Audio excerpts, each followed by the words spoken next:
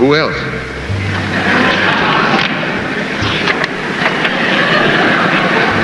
Well, that's it. Burt Lancaster was more than just a Hollywood legend. He was a man of immense talent, unshakable pride, and fiery convictions.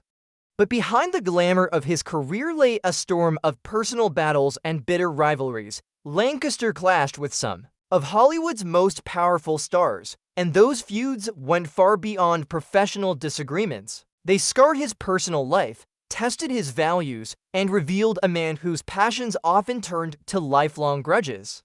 The question is, who were the people Burt Lancaster despised the most? And were those hatreds tied to a secret he swore to carry to his grave? One of his most infamous rivalries was with fellow star Kirk Douglas. Their feud wasn't just about movies, it was a battle of egos, pride, and even love. The spark that set them off was none other than actress Deborah Kerr, whose beauty captured both men's attention on the set of From Here to Eternity. In 1953, their rivalry boiled over. Crew members recalled shouting, shoving, and insults flying between Burt and Kirk as if years of resentment had finally exploded. Off-screen, their clashes grew even uglier. At one Hollywood party, Lancaster and Douglas brawled so violently they were thrown out and briefly detained by police. For Lancaster, this wasn't a petty quarrel, it was a consuming hatred that lasted for decades. To him, Kirk wasn't just a rival, he was an enemy who represented everything Burt despised in Hollywood: arrogance. But if Kirk Douglas exposed Lancaster's personal insecurities, his feud with John Wayne cut even deeper because it wasn't about love but politics. Lancaster stood proudly for progressive causes, civil rights, anti-war activism, and social change. John Wayne, on the other hand, was the voice of conservative America, fiercely defending traditional values and the Vietnam War. Their political clash spilled into interviews, set negotiations, and even public award ceremonies. At the Academy Awards in 1970, Lancaster famously turned his back on Wayne after his win, refusing even to shake his hand. To insiders, this wasn't theater, it was a genuine hatred. For Lancaster, Wayne embodied everything wrong with Hollywood's refusal to change. Their feud became one of the industry's deepest political divides. Another combustible rivalry came with Marlon Brando, whose rebellious lifestyle and disdain for Hollywood traditions infuriated Lancaster. When Brando mocked him in a 1960 interview, calling him little more than a grinning doll propped up by Hollywood, Lancaster's rage was immediate. He dismissed Brando as undisciplined, indulgent, and destructive to the craft of acting. The two exchanged public barbs for years, and during a live television interview, Lancaster went as far as to call Brando a symbol of destruction, not an artist. Their feud was less about personal animosity and more about values: discipline versus chaos, professionalism versus indulgence.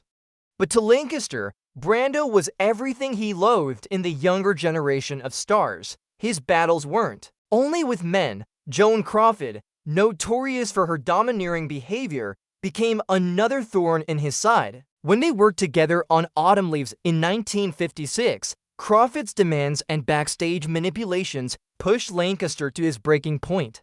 She criticized his wardrobe, undermined his performance, and even pressured directors into last-minute changes just to embarrass him. Burt eventually went public, calling her antics destructive and disrespectful to the craft. Their feud wasn't just a clash of personalities, it was a war of principles. Lancaster demanded respect and professionalism, while Crawford wielded power through control and intimidation. Then came Tony Curtis, whose youthful charisma clashed with Lancaster's disciplined seriousness during the filming of Sweet Smell of Success. Curtis accused Lancaster of being rigid and outdated, while Lancaster viewed Curtis as arrogant and irresponsible.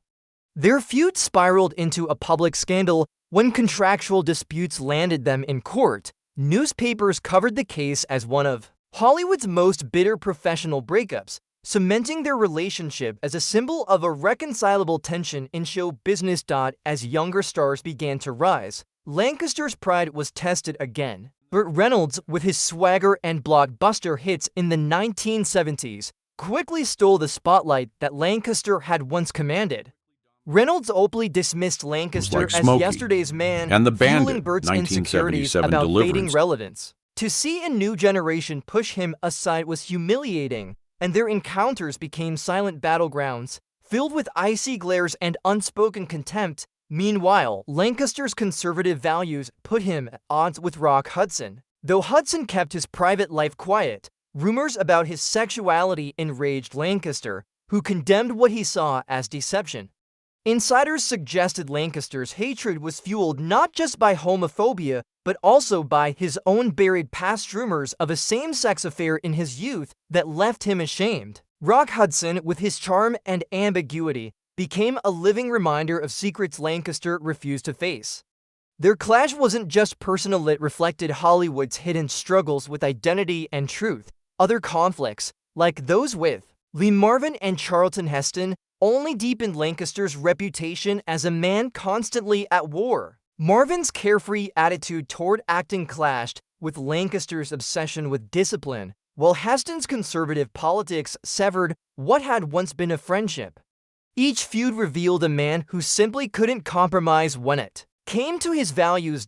And then there was Elizabeth Taylor, perhaps the most personal wound of all. Lancaster adored her, quietly harboring feelings he never fully confessed. But when she fell passionately in love with Richard Burton, Lancaster was left devastated and humiliated. Watching the to become Hollywood's ultimate power couple left, Burt in the shadows, both professionally and personally. For a man who had once been at the center of everything, this was a painful reminder that his time at the top was slipping away. So, was Burt Lancaster the victim of Hollywood's cruelty, or the architect of his own suffering? His fiery temper, uncompromising values, and unshakable pride made him both respected and feared. Yet those same qualities left him entangled in rivalries that never healed. Perhaps it was his stubbornness that ensured his battles were endless. What do you think? Was Burt Lancaster betrayed by others, or by his own unyielding nature? Share your thoughts in the comments, and don't forget to subscribe to Glam Tales for more hidden stories from Hollywood's golden age.